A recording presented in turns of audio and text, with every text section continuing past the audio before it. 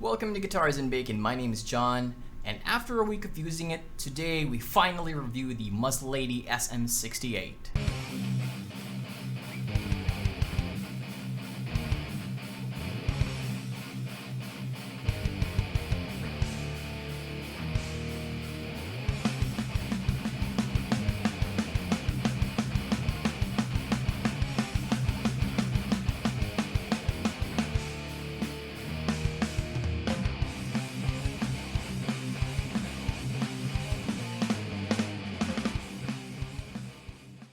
So, like what I said in the unboxing video, I bought the Muslady SM-68 as a way to upgrade from my M-Audio M track, which I've actually used for a good couple of years. The Muslady SM-68 is a 6-channel mixer/audio interface, and it is USB 2.0 powered, so no need for an additional wall wart. It has 4 combo XLR 1/4-inch input jacks that has their own dedicated 48-volt phantom power switch, LED, and an impedance switch that lets you change from line to an instrument input.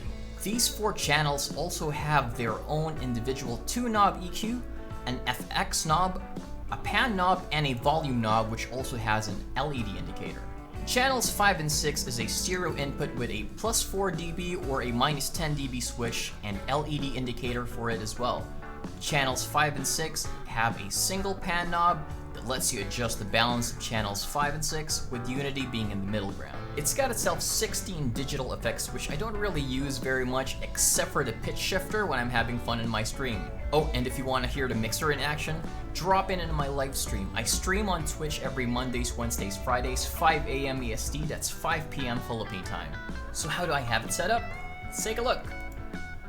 When I have my DAW fired up, I just go to Preferences and Device, and then change the audio system into Wasapi.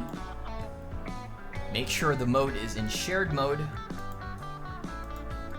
And then I would also adjust the block size to make sure that the latency is actually as low as it can go.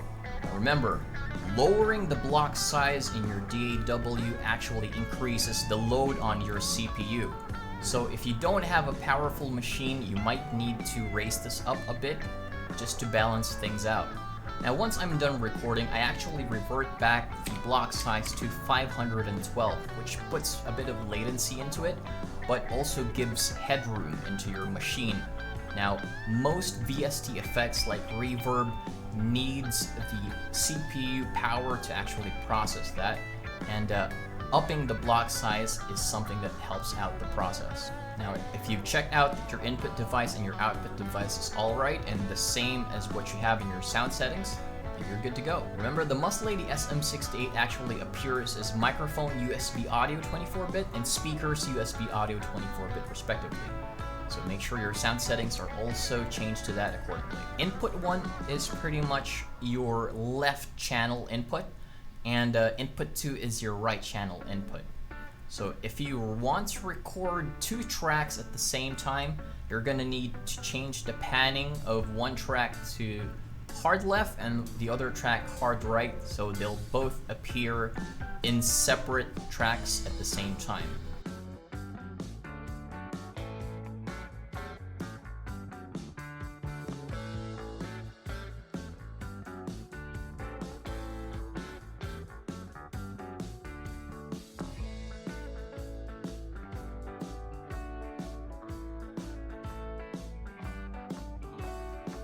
Make sure that your look-back switch is actually not depressed or not pressed down. If you leave it pressed down, what's going to happen is your backing track is going to get recorded in the same track that you're trying to record your mic or your instrument to, which is not good. Now for the sound clips, I've used my Randall Diablo RD50 plugged into my Laney LV212 cab, mic with still the same microphone that I've used in the past to record music. So if you ever want reference for my past tone, check out my old videos.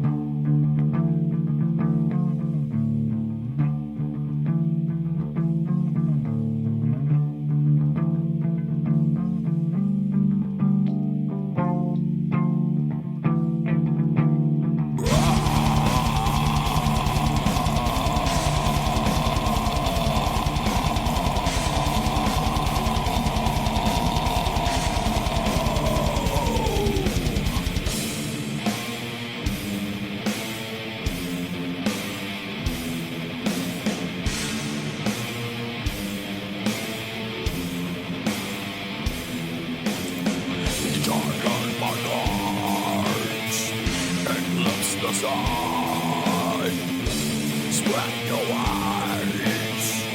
The earth has begun.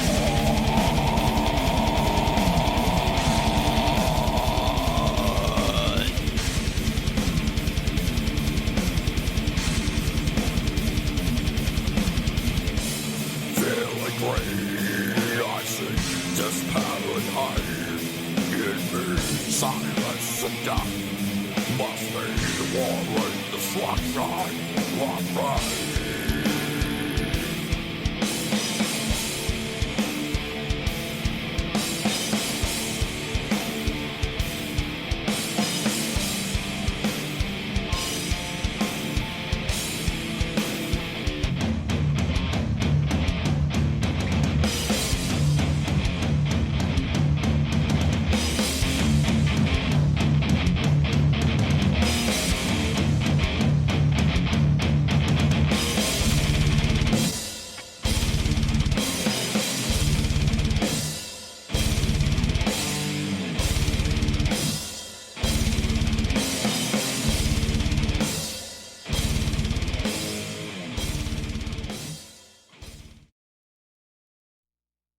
So how has it been after using it for a week?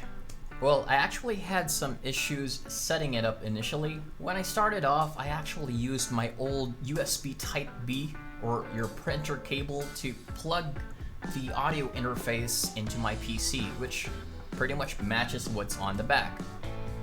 Unfortunately, it didn't really work. My PC was able to detect the USB device, but no sound was coming out, and all of the LEDs on the Muslady SM-68 were all lit up as if like it's all getting so much input. When I tried using the cable that came with the unit itself, the issues seemed to have actually gone away. I haven't had any crashes with the unit so far, which is good. I've been using it mostly for my live streams and for work, where I don't really use a traditional call center headset, and this alternative actually gives me a really clear voice, as you may actually hear right now, because I'm using the unit to talk to you guys right now. Now, I mentioned there were 16 digital effects built into the mixer itself, so we're going to be talking and going through that. So the very first one is a hall reverb. So if you want to activate it, make sure your effect knob is turned up. Now, for this demonstration, I'm just actually going to leave it in the middle position, as well as the FX knob, which you need to put and get to taste pretty much. I'm going to leave it into the middle position as usual. So now I think you can hear the hall reverb that's on the very first effects list. Now let's move on to the room reverb. To change that, just need to rotate. You just need to turn the program knob to the right and press down. Now we're actually using the plate reverb. Now you can hear the reverb is actually changed. I'm gonna go now to the third one, which now we've changed to the room reverb. You can pretty much hear the wideness of the reverb here. And I'm gonna switch it now to plate. And now this is the plate reverb. Hopefully you guys can still hear me well. Now I'm gonna switch it to gate. Now this is a gated reverb. Apparently there's a noise gate built in, but it's not exactly something I'm pretty much fond of using myself. Now on to reverse. This actually gives a slight reverse playback type of effect on my voice. And now we're using the early reflections. Now you can hear the early reflections effect on my voice. Hopefully you guys can hear that clearly. Now I'm gonna switch to number 7, which is ambience. Now I think there's been some changes in the playback, if you can hear.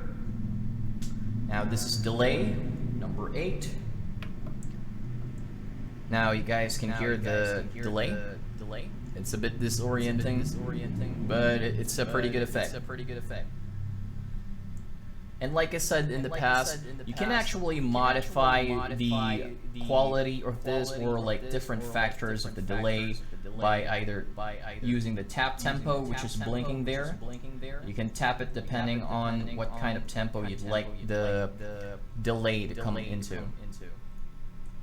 And you can also click on the program knob again or press it down, and you'll be able to modify different factors. Now we're going to echo. This is crazy sounding, definitely. And now we have the chorus effect. Pretty cool. It also has a flanger, which you're probably hearing right now. It's quite subtle, but you can actually change this by pressing the program button again and adjusting that. And now we're on to the phaser effect. Now this is the phaser, as you can clearly hear with the swirling sound in the background. And now we're going to the detuner. Now this is the detuner. Hopefully you guys can hear what kind of effect it's doing on my voice. And this is pretty much my favorite, the pitch shifter, which kind of gives you a little bit of a Batman effect if you're hearing it now. So I'm gonna adjust it.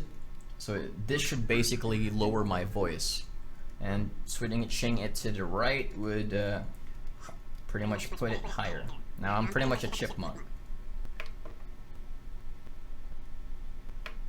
Now this is the delay and reverb combination. And finally, chorus and reverb. And that's it for the digital effects. Now on to pros and cons. We're gonna start off first with the pros. The mixer isn't really bulky. The preamp sounds decent enough for most applications. The EQ and pan knob actually have a very detectable middle ground where you'll feel it once you pass through it. Another pro, I can actually practice mic blending because I've got multiple channels. Now on to the cons. Now the output meter on the main out actually does not light up for some reason.